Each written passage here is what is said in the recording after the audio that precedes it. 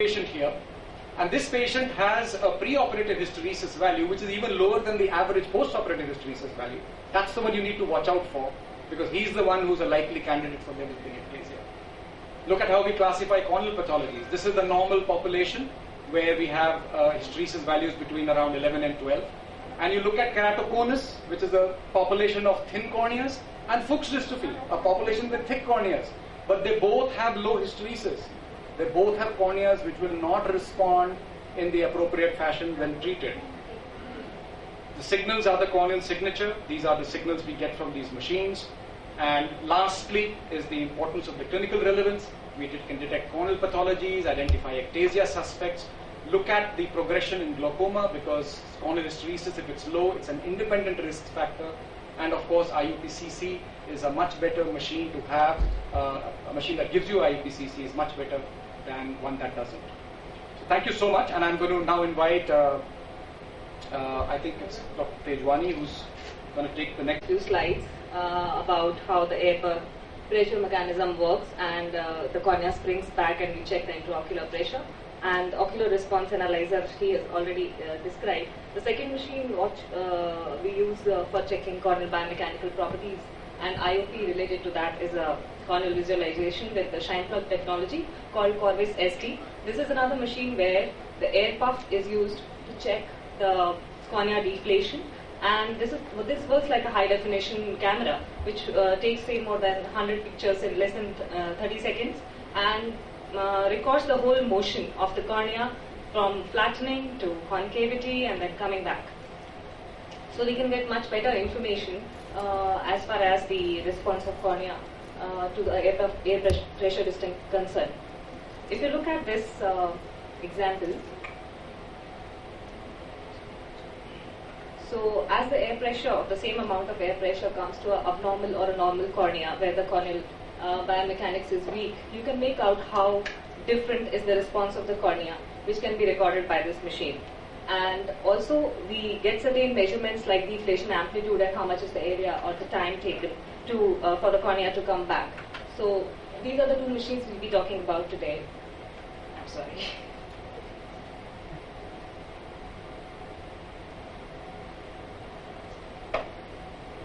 Yeah, so largely what we are talking about is looking at the Young's modulus in a substance when we are talking about the biomechanics. When we are checking it in vitro, it is just as checking the strain, amount of strain produced by a particular amount of stress, and that ratio tells us the Young's modulus for that particular material. But when it comes to soft tissue like cornea, we have certain non-linearity there.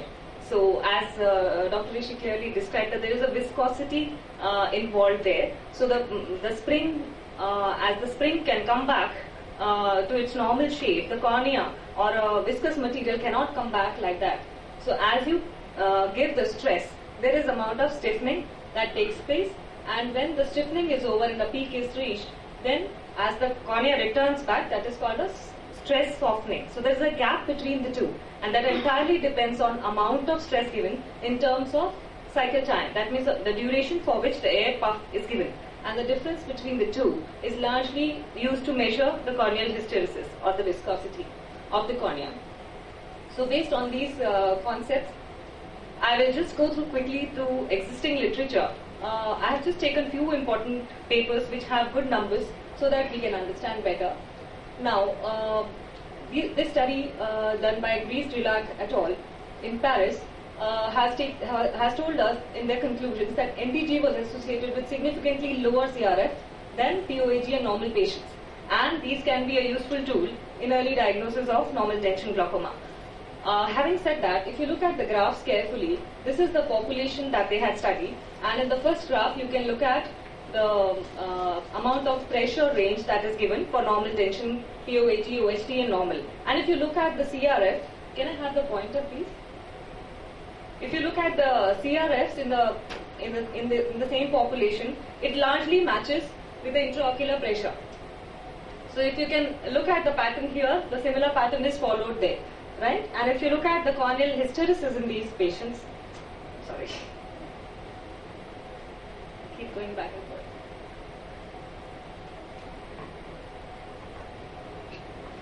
So when we look at the corneal hysteresis in these patients, it was almost found to be the same. So there are still limitations, and we need to study better that whether we can actually use them as a risk factor or we can actually use it for screening of POAG. Another group that studied this was from US, Wainwright et al. Actually, where did not find much correlation of corneal biomechanical properties with the damage in glaucoma as such. Another study where it's a cross-sectional study where they could look at the pressures, that is IOPCC pressures and the GAT pressures, and you can see the ROC curves found for IOPCC was much better than the GAT, and the area under curve for IOPCC was found to be much better. But again, the limitation here that was a cross-sectional study. Now, keeping these things in mind, we decided to study these machines a little closer, since we had the opportunity to use both the machines. So we took some of the normal patients and primary open-angle glaucoma patients, largely excluding patients who had any corneal biomechanics change. That means all these patients that were included were having normal biomechanics, not recently operated or anything. And we tried to study the agreement and correlations between the IOPs, and a small subset of patients was analyzed for further detail. So if you look at the pattern, you can make out easily that GAT, either the GAT underestimates or IOPCC or these machines overestimate the pressure. So that is why we say that IOPCC can be a better measure, because the pressures measured in general in normal population as well as glaucoma population is found to be higher with IOPCC and the Corvus, the IOPCC being the highest. Now looking at these patterns, when we compare the agreement and the correlations between the intraocular pressures, it is just a simple Pearson's correlation and Bland-Altman, where we don't expect the agreement to occur between these two instruments. Just to see that how much is the bias, we did that. Now if you look at both the machines which check the corneal biomechanical properties correlate much better, although there is a positive correlation between the GAT and the IOPCC as well as Corvus IOP in normal patients, and the same thing is true for, I would say, glaucoma patients or POAG patients, the group that we studied. Excuse me. So the observations that we made was that ORA and Corvus do correlate with the gold standard, that is GAT. However, the Corvus as well as ORA correlate with each other much better, which makes logical sense because both of them take into account the corneal biomechanical properties. So we are yet to understand whether we are underestimating the pressures with our gold standard or we are overestimating the pressure with the IOPCC. Now if you look at closely, this is a single patient example I would give you, where we had a patient who had a pressure of say 27. So if you look at the curve that is obtained by the Corvus here, it is much flatter, and you can make a look how slowly it comes back to the normal. And the difference between the two applanation times is say almost 11. If, first is 8, the second one is 19. And we look at these video here. The response of the cornea to the air puff. So it comes down, flattens and comes back again. And the same patient, once we could control the intraocular pressure, okay, the deflammation amplitude is 0.75 in this particular time. When the same patient, when the pressure was controlled and it came down to 13.5 with the help of medication, you can see everything changes. The curve changes, the ablation time change, and if you look at the deflation amplitude, that also changed. And here we look at the video, you can see how the cornea responds. So there is a gross difference between the way the cornea depresses, or we see the change in the shape of the cornea and it comes back, which is largely IOP dependent, I would say. So looking at that, we decided to check that curve more in detail, because the machine gives us only a deflation amplitude. So we thought that studying that curve may give us much more information than just looking at one number of deflation amplitude, that means the height to which the cornea depresses. So we used a non-linear regression model to check the linear coefficients at each point in the curve, and we did that with the help of image analysis by Fourier transformation, and tried to plot the area against the deflammation amplitude, which obviously correlated. Now in this subset of patients, I'm just showing you the trend of IOP. Same way IOPCC measures higher than that, and the highest pressure that we have seen, the PSEG group actually had a lower pressure than the other two, because all these patients were under treatment, none of them had higher pressures. Okay, so we are just looking at that how the biomechanical properties vary here, or how these machines help us understand it better. So we can look at the area under the deformation curve that we analyzed using this Fourier transformation was correlating well with IOP-CC. You can see the crowding of these numbers here. But if you look at the CH, CRF and area under the curve, largely in all these groups like normal, PACG and POAG, they were not looking much disease dependent other than the corneal hysteresis. The second coefficients, that is ANRMS and VNRMS, that is again non-linear coefficients under the curve, did not find much difference. However, when we look at it in detail and look at the VNRMS, when you expand that, you can make out that the patients having lowest IOP, that means the PACG group, had the lowest area under the curve, which is again explainable. So largely what we understand is that all these properties, that is CH, CRF and DA, correlate well with the intraocular pressure. Okay, and the corneal hysteresis and the area under the curve matches more with IOP than with the type of glaucoma. That means we did not find much difference between POAG, PACG or normals for that matter, but we did find a difference with the intraocular pressure. So whether the intraocular measurements still remain the most important factor, I would say yes. But which machine to use, whether it is GAT or ORA or Corvus, is something that we are yet to understand. ORA and Corvus may definitely fare better in eyes with poor corneal biomechanics. For example, the patients with keratoconus or patients who have undergone lamellar surgeries or LASIK. But in normal situations, I still have my doubts. Having said that, just to give you a hint about the future things that we need to look at when we talk about these machines is, when we are looking at the corneal deformation, it not only depends on the cornea alone, the scleral biomechanics also play a role, because it is the motion of the whole globe that matters. So how much is the scleral biomechanics interfering with the measurements is something that we are yet to know, and we are in the process of analyzing that. Also, if you look at this small cartoon which tells you that when the mass is more, the inertia effect is less. That means weight, I would say the heavier object would demonstrate more inertia, would take more time to stop. So same way, when the cornea reflects back, there is an effect of the globe of a particular patient. That is, the amount of muscles that we have or the fat we have in the orbit also affects the measurements when we are looking at the whole curve. So we are in the process of developing a model, or an optical model or a mathematical model, so that we can understand how much that implies in the measurement of these machines. So to conclude, we are still to understand the intricacies involved in the room measurements of biochemical properties of cornea and the globe for that matter, and implications of these measurements in anticipating diagnosis or managing our patients. Thank you. Thank you so much, Dr. Sushma. I think we're going to ask Dr. Shetty to, Dr.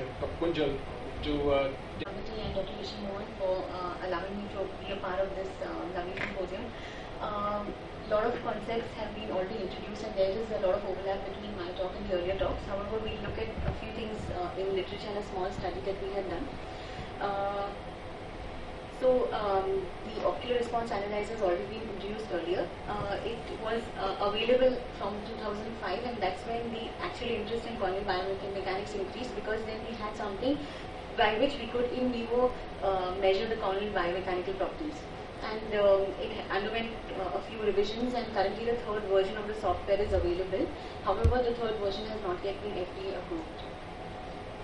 So the principle of ORA has already been introduced earlier, so I can skip this slide. When we are talking about the ocular response analyzer, earlier published literature talks only about corneal hysteresis and the corneal resistance factor. However, there were a lot of limitations as we'll see as we go further.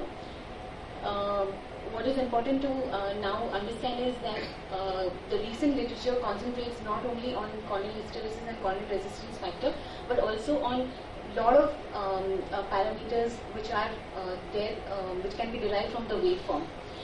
Because depending on the shape of the waveform, there are around a total of 41 parameters which can be generated from the ocular response analyzer.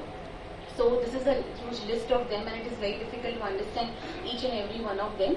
But I would just like to mention that most of these, around 40 parameters, can be evaluated, and all of them are analyzed in the upper 75% of the signal peak that you see, and that is for the first 24 parameters, and the rest of them are analyzed from the upper half of the signal peak. And there are parameters which have been studied and reported in literature, include things like the height, which is basically the height of the peak from the base to the maximum peak of the maximum signal peak. Then the width, which is at the bottom, that is at the base of the peak, and things like area under the curve, and aspect ratios, which are ratios between the height and the width, and some things like the slope, which is upper slope is at the upper peak, and down slope is when the signal is coming down. So the ORA has a concept of this waveform score, which is demonstrated when you're taking these when you're picking up the readings. The waveform score basically has to be somewhere around 6 or 7 because that's when the ideal waveform can be detected, because it has to take into account movement of the patient, alignment, etc. So it is recommended that when you're studying the patients, you should take at least 3 to 4 readings, and the higher the score, the more reliable the data is supposed to be. However, in literature there are a couple of studies which say that the waveform pattern is, even if the waveform pattern is like how it should be in a normal patient, the waveform score can be low, and hence they recommend that you should not neglect the peaks, the signal peaks which have a low waveform score, and anything above 3.5 can be considered as a normal signal. In the third version of the ORA, something called as the keratoconus match index was introduced. Now what they did is, as I said, there are a lot of parameters which can be evaluated on the ORA. By doing several studies on the normative database and the other like groups like keratoconus amongst various universities, they have derived some 7 parameters which are not disclosed, which are very helpful in differentiating normal corneas from ectatic corneas. So these 7 parameters form part of the keratoconus match index, and these are displayed in the third version of the ocular response analyzer, and basically what it does is it compares the KMI to the normals, suspects, and then it classifies keratoconus accordingly: suspects, mild, moderate, and severe. So this is a typical normal waveform where you can see that the peaks are very high, and the peak is very smooth, the amplitude is high, and there are no breaks in the peaks. We'll just go over some reports in the literature regarding how the values of CH and CRF correlate with age and CCT, etc. This was a study which was published of 207 eyes which were prospectively studied, and they tried to evaluate the relationship between corneal hysteresis and corneal thickness, corneal resistance factor and corneal thickness, and they found that there was a very significant correlation. However, we see that there are some other studies which feel that there is no correlation between CH and CCT. So again, the data in literature is very confusing currently. These people have mentioned that the corneal hysteresis increased with increasing corneal thickness, but the correlation was moderate. And they feel that these are the parameters which you should consider during intraocular pressure assessment, as has been highlighted by the previous speakers. CH and CRF definitely reduce with increasing age. Also, CH and CRF have been studied in relation to refractive errors. No correlation between CH, CRF and astigmatism has been found. However, some correlation between the CRF and myopes has been reported, but we really don't know how much of clinical use it is currently. So basically, apart from research purposes, we can use the ORA in preoperative screening in refractive surgery patients and evaluating ectatic disorders. We all understand now that low CH and CRF are associated with ectatic diseases like keratoconus, formfrust keratoconus, and pellucid marginal degeneration. However, we really don't need the ORA to differentiate or diagnose a keratoconus case. what we need the ORA to help us is to know whether it's a form plus keratoconus or it's an early suspect, and that's what we need to differentiate from a normal patient. However, the earlier studies on CH and CRF had absolutely variable reports. Keratoconus could be differentiated on the basis of CH and CRF. However, form plus keratoconus, according to some studies, could not be differentiated from normal patients. So this is the waveform signal in a form plus keratoconus patients, where you see that the amplitude is slightly lower and the peaks are not very smooth, and the CH and the CRF is lower than normal. In a keratoconus case, you see that the amplitude is very low and there are breaks in the peak also. So there are a lot of studies which have been done to correlate the severity of the keratoconus along and correlate it to CH and CRF, and they've also tried to correlate it to the vision and the abrasions. So they have concluded that the CRF is the most important parameter, and it does correlate with spherical abrasions in severe keratoconus. Now, because of the problems associated with CH and CRF not allowing us to differentiate with early or suspect cases from normal cases, there was a lot of interest in the parameters other than CH and CRF. So there are a lot of studies who have reported they have used almost 40 parameters in evaluating different keratoconus groups. These can be the suspects or form plus keratoconus or keratoconus patients. And the problem in literature is that there is no uniformity in the way the keratoconus has been classified. People have used different ways of classifying, and because the database is different, we yet do not have an answer as to which of those parameters out of the 40 are the best which will help us to identify early keratoconus. Like this one study had published like that CRF and area under the peak 2 was very significant in differentiating keratoconus from normal, and 14 of these parameters correlated with the severity of the keratoconus. So to answer this question, we did a small study when I was doing my fellowship at Jules Stein. We studied normal patients, then patients with keratoconus, and patients with form plus keratoconus. These were divided into two groups. Group A were the patients who had a keratoconus severity score of 0 or 1, and these were the fellow eyes of the patients who had keratoconus. Whereas FFKCN group B had one eye of the patient who had form plus keratoconus. And as you see that the age is almost similar in all the groups. The corneal hysteresis in the normal group was around 11. You will see the range of hysteresis in the normal population is between 7.9 and 15.7.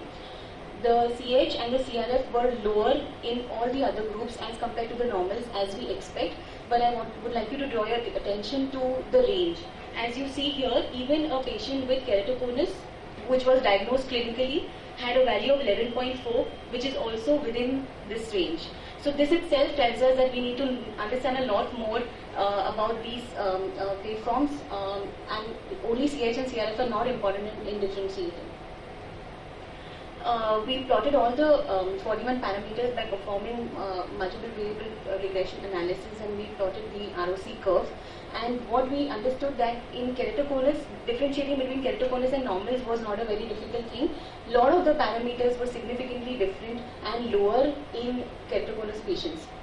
However, the CRF, the width 2 and the A index is the smoothness of the curve. Like if there are a lot of breaks, then you'll get a lower value. Those were the most important parameters to differentiate between normals and keratoconus. And the sensitivity of these indices was 97.3 and specificity was 93.9. However, when we tried to do the same thing with form plus keratoconus versus normals, we realized that only 14 of these parameters were significantly different. And the most important parameters were CRF and W2. And this had a low sensitivity but a higher specificity. So after this study, CRF was routinely included in the refractive screening of the patients who like pre-LASIK, and if at all there was a lower CRF value, then the patient was advised against surgery and the evaluation was repeated. Post-LASIK, This is a ORA of a normal patient, and post LASIK you see that again the amplitude is very low and the signal is not smooth and the CH is very low. And there are a lot of studies which have compared these values with keratoconus, and they have concluded that post LASIK eyes also have very low values, very similar to patients with ectatic disorders. Also, there has been a report on the difference in the CH and the CRF after using the SMILE procedure, because it is said that probably does not weaken the cornea as much. And basically the corneal, the decrease in the CH and CRF may not be only because of the cornea becoming thin in LASIK, but because of the creation of the flap. So in SMILE, CH and CRF did reduce, but there was no difference between SMILE and femto-LASIK according to one of the studies. As far as Intax is concerned, there was a temporary decrease in the CRF which was observed. However, in the later post-operative period, no difference was observed. In Fuchs endothelial dystrophy also, we note very low CH and CRH values. Other clinical conditions that have been reported are like there's been no change noted in pregnancy, and in patients with PK, you do have a lower CH and CRF value as compared to DALF, but this is only in the initial post-operative period. There is no difference at 1 year. Cross-linking, we can use this tool to evaluate the effect of our cross-linking on the patients, and this was a patient who pre-cross-linking was classified as a moderate keratoconus, and 6 months after cross-linking you see that the value has changed and now the patient comes under the mild category. So I would like to conclude by saying that evaluation of the corneal biomechanics is still evolving. It does have a role in understanding disease pathology. It may influence your treatment to a certain extent, because the more you understand different parameters, the more you can use them in your clinical practice. However, the answer to which parameters should you look for is still debatable. It may in future help to establish patient-specific customized treatments. And it being a dynamic form of assessment does complement the static form of assessment like topography. But currently, at least with the ORA, there is a variability in the data. There is a lot of overlap between what you get in normal patients and patients with ectatic disorders in the early stages. There is a lot of problem with repeatability, especially if it's an ectatic disorder patient. So I think the ORA needs to be understood much more, and probably newer devices like the Corbis may answer a lot of unanswered questions. Thank you. Thank you very much, Dr. Kunjal. I think we're going to take these questions at the end of the session because they're all interrelated. So I'm going to go on and ask Dr. Shetty to complete the talks in this session. He's going to talk about the ectasia screening, specifically refractive surgery. Questions about the ectasia prediction or prevention, the behavior of corneal tissue to the insults we do on it, whether intended or non-intended, the refractive surgery itself, the entire outcome of refractive surgery, and trying to link the tissue with the protein or genetic component we know, the LOX link, which is form of which is the main reason why the cornea is cross-linked. In the last 3-4 talks we have listened, it's more of a missing link. It's trying to link up something which has been missing for some time. A lot has been said about the ocular response analyzer, and Dr. Sushma has spoken about the Corbis, so not go too much detail into this, but it really gives a new perspective into the biomechanical property. It just looks like a non-contact tonometry, actually works like a non-contact tonometer. It measures the intraocular pressure. But it also has a camera which looks at what is happening to the cornea when you're actually, the jet of air is projected onto it, and it gives you all these values. What we need to understand is this is one of those machines, both the Corbis and the ocular response analyzer, where the machine is very simple. It looks more like a non-contact tonometer. What is very complex is the program which is written in the mathematical format. Both the machines for programs has been written by 2 prominent mathematicians with a physics background.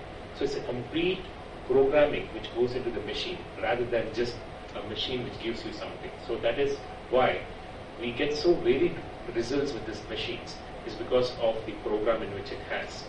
There are multiple parameters here. To be very frank, many of them which we don't even know how and where to use it. Dr. Sushma has done some phenomenal work on this and has some good papers which is going to come out in glaucoma. But presently what we look at is one point called the deformation amplitude. I'll come to that. What is deformation amplitude? It's nothing but when you project air, how much does the cornea actually deform? Like it just goes back and comes back. It's the wobbling nature of the cornea is what we measure, and how much of it can be pushed back is actually what is measured by the deformation amplitude. It also gives you the length of how much is the length which can be deformed. So logically speaking, a thin cornea, weak cornea should be very deformable. Like taking silk and just trying to blow air, and the silk will move farther than a material which is much stronger. I put this in red because this is what the company claims. At this point of the time, the jury is not just out because it's still we are not sure whether which is better, the ORA or the Corvus in this matter.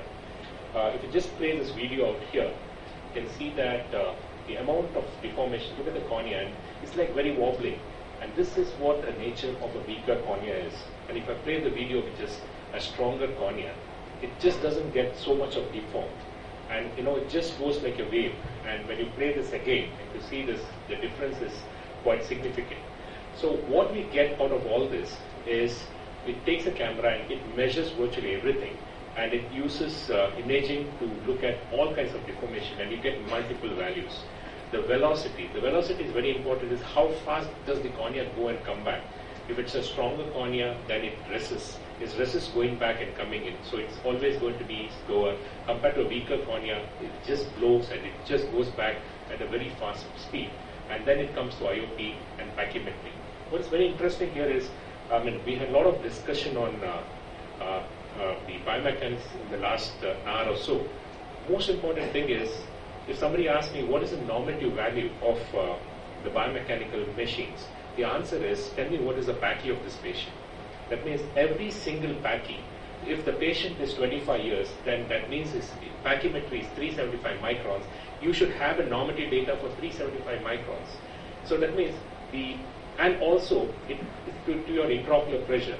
So virtually, imagine the amount of data we need to collect to get a normative database for this patient is virtually never going to happen, or even if it happens, we have to combine a lot of data.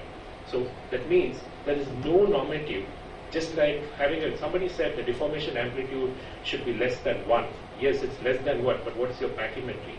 For a deformation amplitude being less than 1 and a pachymetry being 400 doesn't make sense.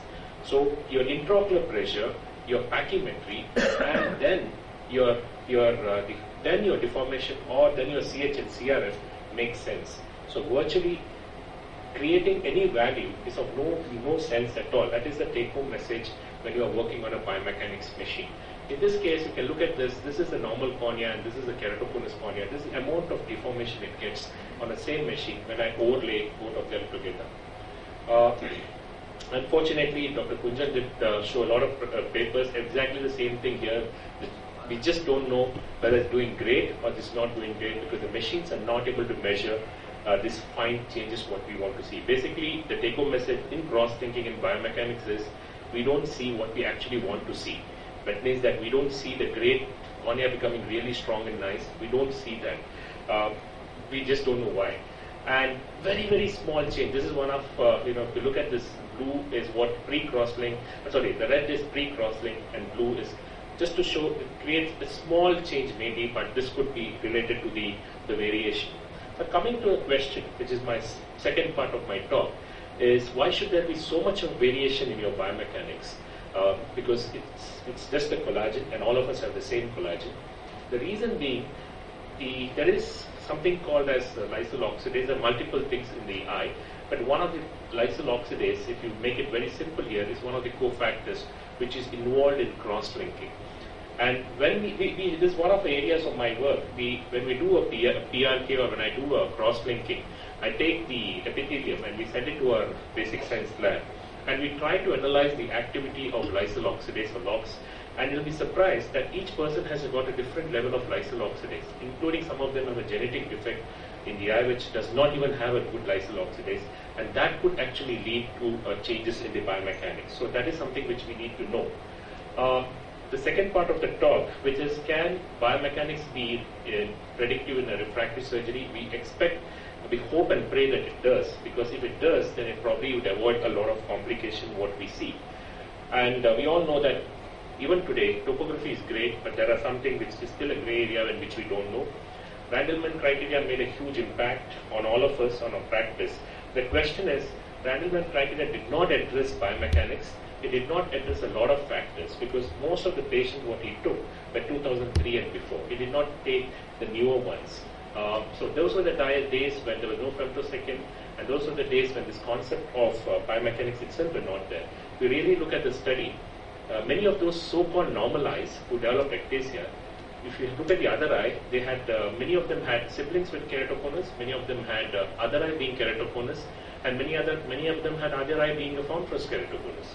So we really, this is a great study, but still something needs to be done in future about what is a normal topography, and is normal topography means a good LASIK surgery. And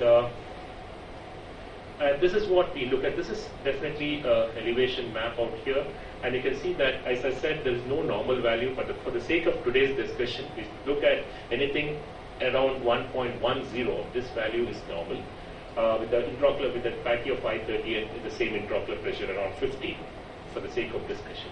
And in this case, you can see that 530 microns cornea with a little bit of change here still has got a suspicious biomechanics. And what happens here is a big change on the posterior level. Epithelial mapping is a new wave of screening for refractive surgery. You can see that the epithelium is showing a thinning out there. And when you actually look at your biomechanics, it's bad. And this is 455 cornea, so you say that okay, it's fine, it's a thinner cornea, so is the change. But what about these corneas? 539 microns, some suspicious topographies. You can definitely, this is not the one which you do a laser surgery.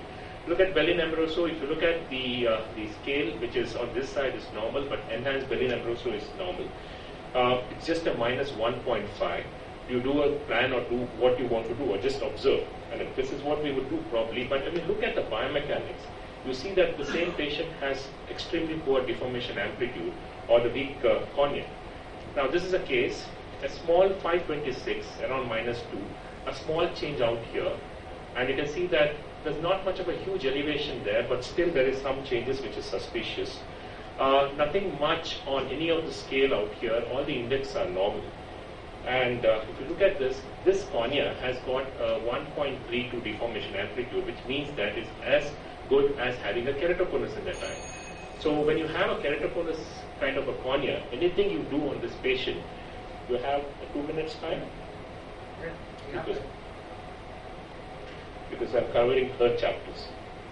So which is again an issue out here.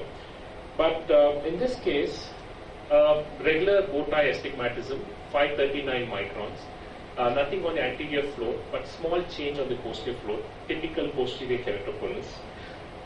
You can see this is very classic out here, a big change out here, and some parameters out here are normal. And the cornea is very strong. Now, do you actually, because if you just look at the topography, it is just not a case which you do anything, but you're looking at the deformation amplitude, which is strong. If you ask, I think a lot of you people want to ask me, did you do a surgery on it? Because it's too early in the day to look at only biomechanics and do anything.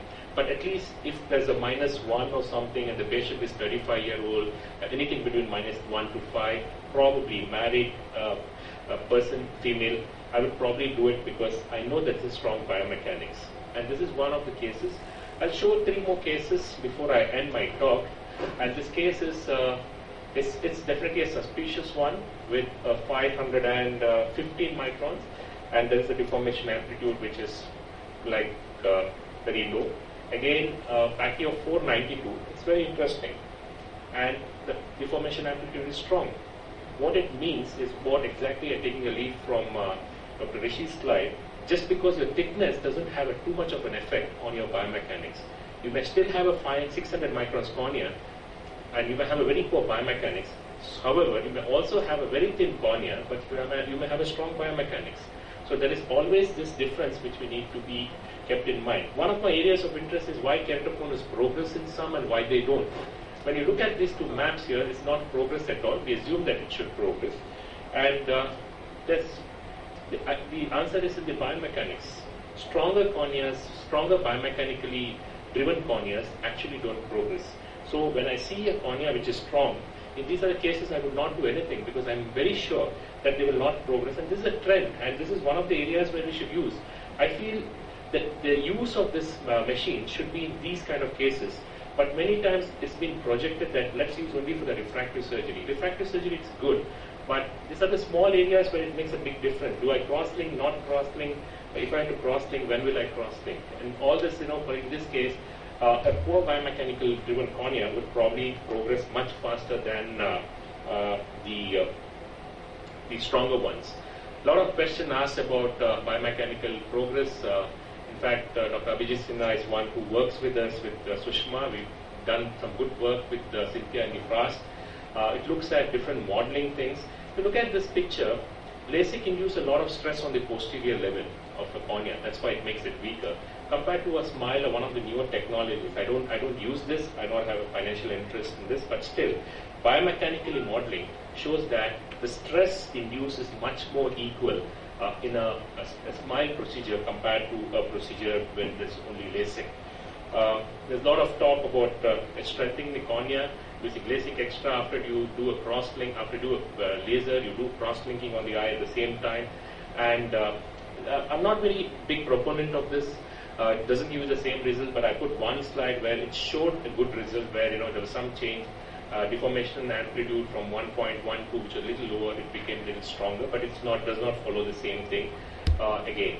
The second question is always, when you do a topo-guided treatment, question is you're actually weakening the cornea. Why do you want to do a topo-guided treatment? We ourselves were surprised with the result. It was a year study where we did topo-guided treatment and compared the biomechanics. It drops drastically in the first 1 to 2 months. And there's a huge drop in the biomechanics, even though the cornea, they actually feel that it's becoming weaker. But as it grows, over the year's time, it actually picks up, and the cornea becomes much stronger than what it was before. I'm not going to this. One interesting thing which I just wanted to show you was the area of work which we are doing, because all of us have been working on the biomechanics of the cornea, refractive surgery, and beyond. We started also looking at, it's because the cornea also indirectly, not directly, denotes the whole biomechanics shell of the eye. And we thought that whether the ones which progress with benign intracranial hypertension or IH are the ones who have a poor biomechanics. And I'll show you some cases. This is bilateral papilledema. And you can see that these are the two biomechanics of the eyes, and it's fairly normal. And this patient has been in our place trying to figure out when do you intervene fast and when do you intervene later. I mean, this was just an hypothesis. I just cannot be sure how it turns out when actually the paper is done. But we also realize that when we have ideas, we understand that we are the only one doing it. Then when I was speaking to Cynthia Roberts, in fact, she's also working on the same principle and the same ideas. Probably they have lesser numbers of patients, but it is definitely worth to look at. At some point of time, we will try to decode the scleral biomechanics with the corneal biomechanics. Probably we can discuss this, Dr. Rishi. Sushma can speak something about the dynamic contour tonometry. That's one thing which is on my last slide. Quick line that dynamic contour tonometry, as we all know, that is not affected by pachymetry, and that is precisely what we found. That we did not find much correlation with pachymetry, and more or less in terms of intraocular pressure wise, we found it more closer to GAT rather than these two, I would say ORA and Corvus. That were the major conclusions of the study that we did when we compared the pressures across and the pachymetries and IOPs across. In the post-LASIK patients, did it offer a better? Yeah, actually few of post-LASIK patients, I would say Corvus fared better than that. We could detect some of the steroid responders much earlier with Corvus rather than Pascal or GAT. Dr. Rohit's patients only, I think. Yeah, because what happens is one of the earliest, many times we have the steroid responders who start changing by the second week or third week. What really changes is when we do an ORA or one of this, even Corvus for that matter, you see the deformation amplitude becoming a little stronger. That means there's water somewhere there which makes the cornea stronger. That's one of the early signs of steroid responders. I think the point that Dr. Shetty brought up was about the concept of the corneal biomechanics actually encompassing the whole shell of the eye, and that's extremely important because what's happening on the cornea is postulated as what's happening at the lamina tuberosa. So if you've got a weak corneal biomechanics, you probably have weak scleral biomechanics as well, and these are the patients who are more prone to develop field loss because they're going to have cupping. And there's a very elegant study in which they artificially raised the pressure to 60. I think it's coming from the UK, and they found that those who had weak biomechanics actually. Why did the Intacs did not really become that popular in this country? One of the reasons it's not popular is because we do not have a proper way of, we are just following multiple nomogram, multiple hearsay, anecdotal reports of where it has to be placed, and that sometimes creates issue. But and Intacs takes a lot of patients from the patient and so the doctor. Patients don't get the wow effect many times, and we need to explain to them for a longer time, and the cost is too much here. And I also done manual for the first 3 years, then I shifted over to the femtosecond. So that if you need to have a femtosecond again, that's a cost factor which is a huge burden. No, I agree with 2 points in terms of clinical experience. It's like a process. You would not get the results, and I learned some of this from Rohit, where it's a process of about 3 to 6 months before you actually see visual improvement. It might be slightly faster if you combine it with collagen cross-linking, but you would never get the immediate effect that you would actually would like to see. In terms of visual recovery, it's a lot slower than, let's say, putting an ICL in a But you all have good contact lens fitters after that. Yes. We use scleral lenses actually. The quality of vision of the scleral lens that's is not very good. good. The central cornea is good with the contact lens. That's a specialty. Most of the ophthalmologists in United States, we don't fit their group of optometrists who dedicated that. Incredible results can be done as long as the central cornea is not scarred. Yes, I think that's a nomogram that we follow in terms of. That nomogram is published in the TRIP article.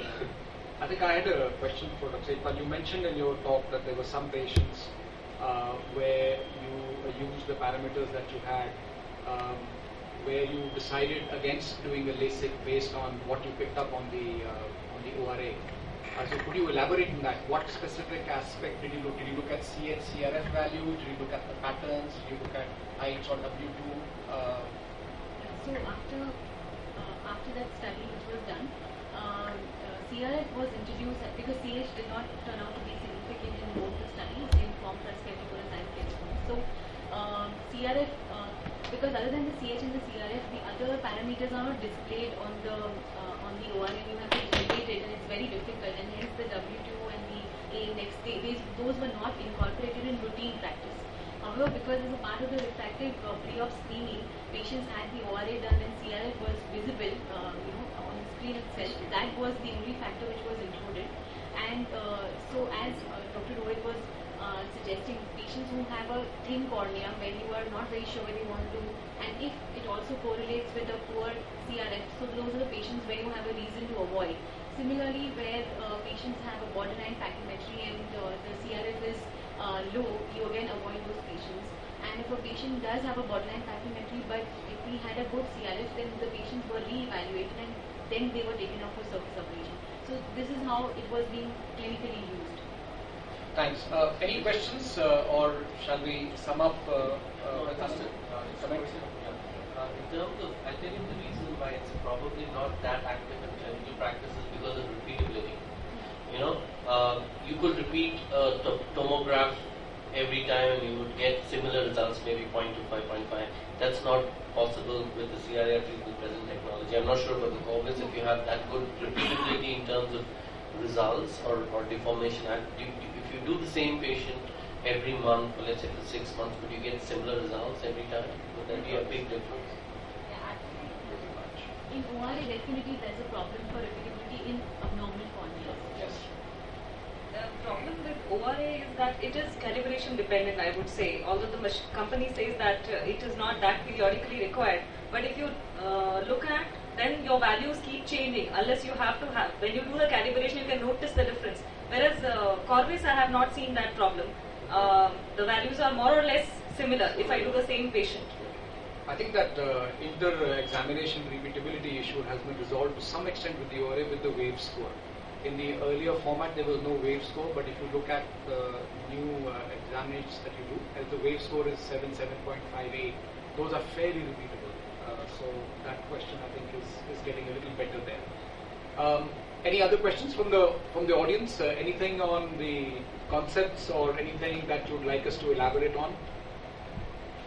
Otherwise, I'd just like at this stage to thank my speakers and also just basically say that as we stand today, probably biomechanics is an adjunct, I would say, to the other diagnostic criteria that we have in our armamentarium, where we can add on. And I think Rohit very elegantly showed how he took decisions based on what the Corvus or the corneal biomechanics threw up, even though the Pentacam suggested that there may be something iffy there. I've had similar patients as well who've been referred with borderline criteria on the Pentacam, and I have said yes, based on the fact that I thought these were hard corneas, to at least go in for a PRK. You could probably take that chance with the low myopes, but of course if it's a -6, -7, you'd want to rethink that completely. Certainly you don't want to be cutting flaps in these patients, but surface treatments would certainly be an option. I think again in intraocular pressure measurement, I think it's going to be vital over the years. I think we'll have more and more machines. I think across the board, the importance of the biomechanics of the eye will come into play, and we'll be getting better controls for our patients. So, have you all seen any keratoconus patient progressing after 40s? It gets rarer and rarer. Yeah, that's the original concept came because sunlight, ultraviolet rays, crosslinks. There is another few papers on endothelial dystrophy and keratoconus. Same patient. Any of you have seen anything like that? Yes, we have. I think there was published papers. Syndrome where there's a combination, it's an anterior and a posterior dystrophy, which is combined. I think after the age of 45, pretty much, I think the oldest patient I have cross-linked is 44, where there was distinct progression. But I'm sure we all must be having pretty much the same range for the oldest patient that we've done. You tell them not to wear sunglasses? Definitely. Give them riboflavin injections. We don't that vein down here. We don't. Most of our patients who are not wearing sunglasses. That's never an issue. Well, if that is it, I think we conclude this session here with thanks to Professor Raju coming all the way and giving us his keynote address, and my faculty, and grateful to my panelists. Thank you so much.